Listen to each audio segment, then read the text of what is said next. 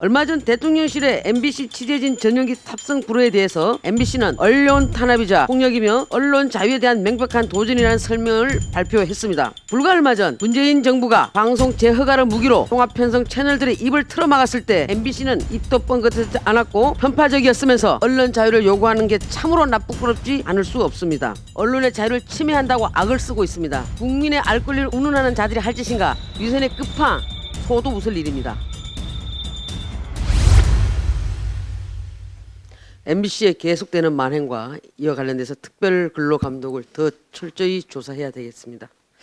그동안 MBC가 파업 불참자 88명에 대해 지난 2017년 말부터 자행한 인권 유린과 부당노동 행위는 도저히 공영방송에서 일어날 수 없는 수준의 불법 행위들이었습니다. 언론노조 간부가 사장이 되면서 언론노조의 통제 기능도 상실되었고 표현의 자유를 사회적 흉기처럼 사용한다는 비난도 사게 되었습니다. 최근 MBC가 국세청 세무조사 결과 법인세 탄류로 국세청으로부터 520억 원의 추징을 받았는데 특히 MBC 전현직 사장과 감사, 임원들이 업무 추진비를 현금으로 받아간 돈이 3년간 약 20억 원에 이르는 것으로 나타났습니다.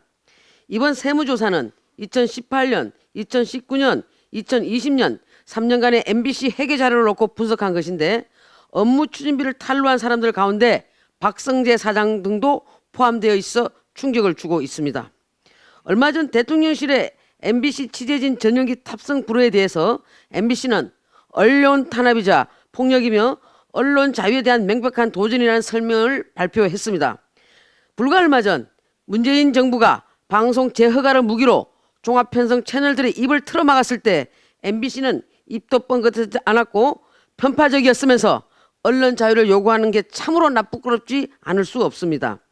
최근에 벌어진 대통령 발언 자막 조작 의혹 사건과 김건희 여사 PD 수첩 방송에서의 대형 및 더빙 자막 누락 사건, 검언유착 보도와 최경환 전 부총리의 신라젠 투자 오보와 같이 편파적이거나 조작이라고 의심받는 보도가 줄을 잇는 이유는 근본적으로 편향적인 시각을 가진 사람들이 메인 뉴스를 장악했기 때문이고 오보를 해도 징계를 하지 않거나 솜방망이 처벌만 하고 있기 때문입니다.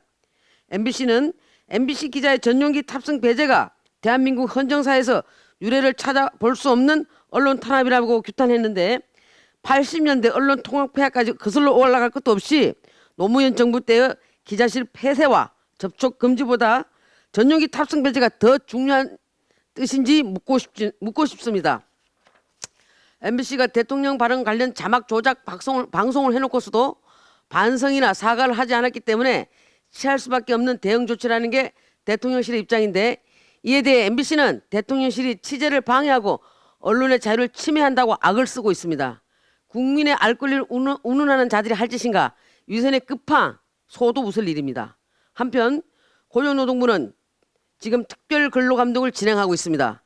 지난 4년간의 차별과 인권 유린, 편향적인 승진 인사와 보직 인사를 낱낱이 밝혀내고 왜 편파적인 방송이 끊이지 않는지 구조적인 문제를 여실히 밝혀주시기를 간곡히 부탁드립니다. 동료들을 적폐로 몰아서 조명실로 보냈던 이들의 비정함에 합당한 조치가 있으리라 믿습니다. 이상입니다.